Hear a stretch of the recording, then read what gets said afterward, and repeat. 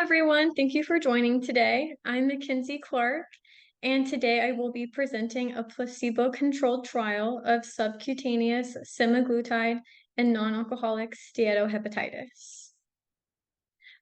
Just to begin with a little bit about me, I'm from Jacksonville, Florida. I completed my undergraduate degree at Florida State University, where I studied exercise physiology, and I developed a passion for the use of diet and exercise in disease treatment and prevention. And this led me to a desire to study the liver. I have some past research experience, including the anatomical variations of a nerve of McKenzie, and I completed an honors thesis studying gallic acid's attenuation of atherosclerosis and vascular senescence.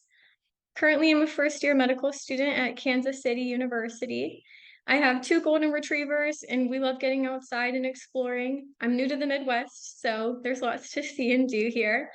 And I also enjoy sewing and art projects. All right, to get into the trial, I'd like to start by introducing NASH.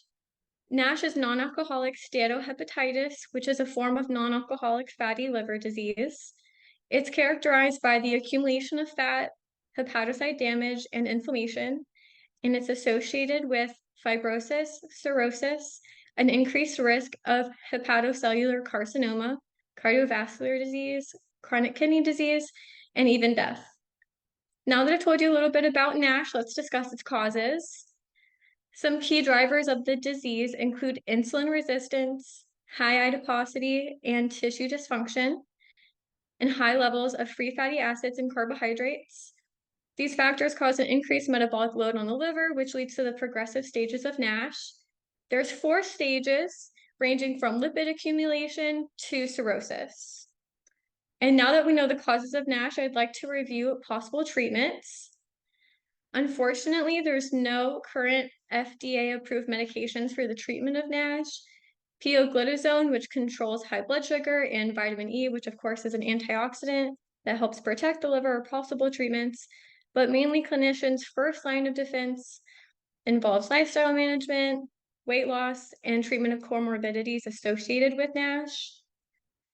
To further investigate treatments, let's discuss GLP-1 receptor agonists. GLP-1 receptors, which is glucagon-like peptide 1 receptors, are found on pancreatic beta cells, and they play a role in increasing glucose-induced insulin secretion. GLP-1 receptor agonists are a class of drugs that include long-acting liraglutide and semaglutide. Liraglutide is well studied. It's known to improve liver enzyme levels, reduce liver fat, and has shown histological resolution of NASH. Semaglutide has been getting a lot of buzz in the media today. It's currently approved for type 2 diabetes and is being studied for weight loss management. To provide everyone with a little bit more information about semaglutide, it has a similar mechanism of action as liraglutide, but increased metabolic effects. It's been shown to increase weight loss, has improved glycemic control, and has also been shown to reduce liver inflammation markers such as alanine aminotransferase. Because of its similar mechanism of action and reduced inflammation, this trial was conducted to investigate the effects of semaglutide on the histologic resolution of NASH. Next, I'd like to discuss the methods of the trial. The study conducted was a phase 2 randomized double-blind and placebo-controlled trial. In total, there were over 140 sites across 16 countries and involved 285 patients who completed the treatment. In Table 1, you'll see that it describes the characteristics of the patients within each treatment group. The patients who participated in the study ranged from 18 years old to 75. About 50% of the patients in each treatment group was diagnosed with type 2 diabetes, and all of the patients had a BMI greater than 25, which classifies them to be overweight. And all patients had biopsy-confirmed NASH and fibrosis diagnosis. Overall, the study was conducted over a 72-week treatment period in which patients received once daily subcutaneous semaglutide in 0.1, 0.2, or 0.4 milligram doses, while another group received the placebo. And it's important to note that these dosages were achieved through titration. So patients started at a dose of 0.05 milligrams, and dosages were increased by 0.1 milligrams every 4 weeks until the treatment dose was reached. Throughout the trial, patients also received nutrition and physical activity counseling, as this is currently the best way to resolve NASH and improve outcomes. And at the end of the treatment period, patients had a biopsy and followed up after 7 weeks. Next, let's look at the results.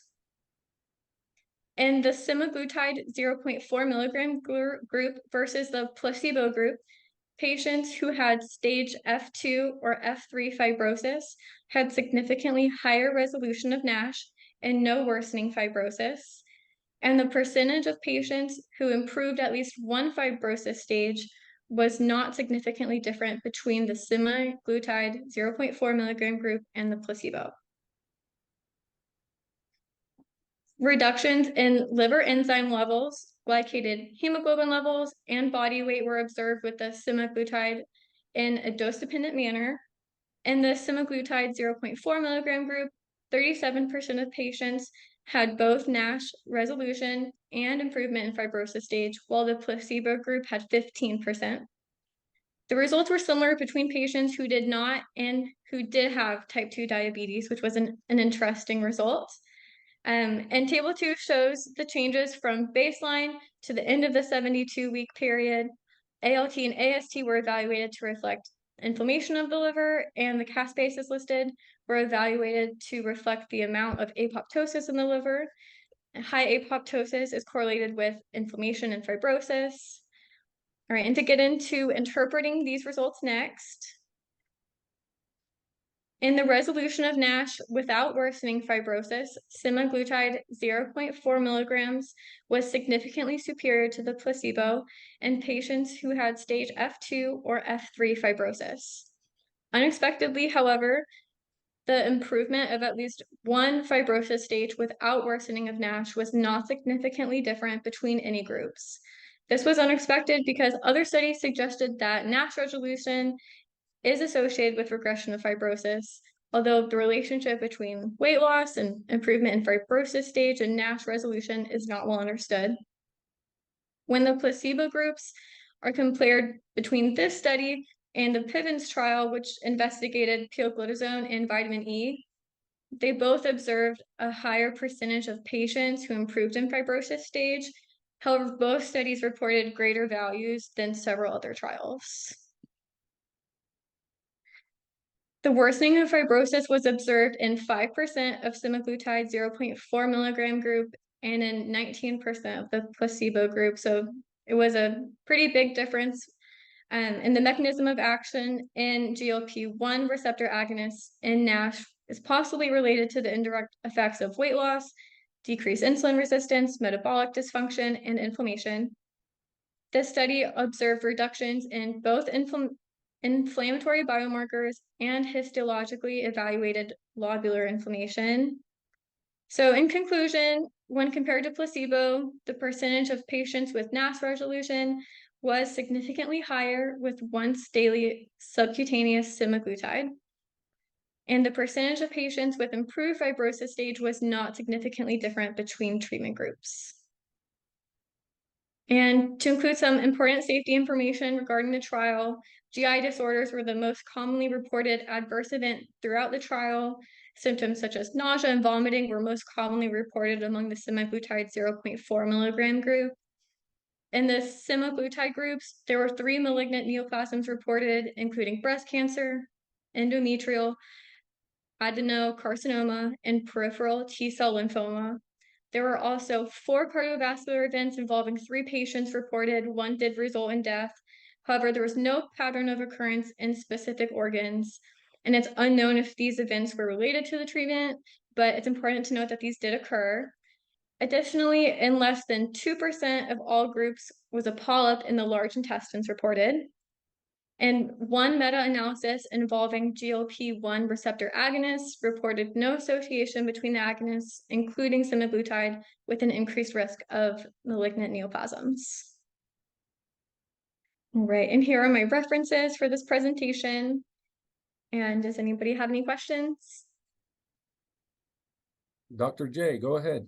McKenzie, very well stated and concise, I think, regarding review of the article. Couple questions. One of them pertains to the gallbladder, and we'll get back to that in just a second. The other one pertains to the area of what you described as unexpected, relevant to the findings that you implied that the semaglutide did make a difference in terms of NASH resolution, as well as weight loss and things like that. But it didn't have an impact on the fibrotic stage. How do you correlate that? How do you explain that? Yeah, so they expected to see improvement of fibrosis stage. While there was some improvement, it was not significantly different between the treatment groups. Right. So they were hoping that, the fibrosis stage would regress and patients will have a better outcome, of course. But that did not occur, which the liraglutide would suggest that it would regress the fibrosis stage because it has a similar mechanism of action. Don't you think that the word weight loss played a big role in that, the resolution? I have to think that, it's working elsewhere other than at the hepatocellular level. So I would think weight loss is a big contributor there in terms of. Yes, absolutely. And that's definitely still one of the things that clinicians always looks at with patients with NASH is weight loss and diet and lifestyle management. Absolutely. The other question to you is, it was very vague, but it did say, the GI side effects, but then it implied higher adverse events were more common with semaglutide, gallbladder. Did it say, or does it imply what adverse events? Is it stones, cholecystitis? What is it? They didn't specify specifically what went wrong with each organ. No particular organ system had more events than the others, but mainly GI upset was most common. It just implied that it was more common to have the use of this drug with gallbladder problems. Okay, thank you. I thought you did a very nice job. Thank you.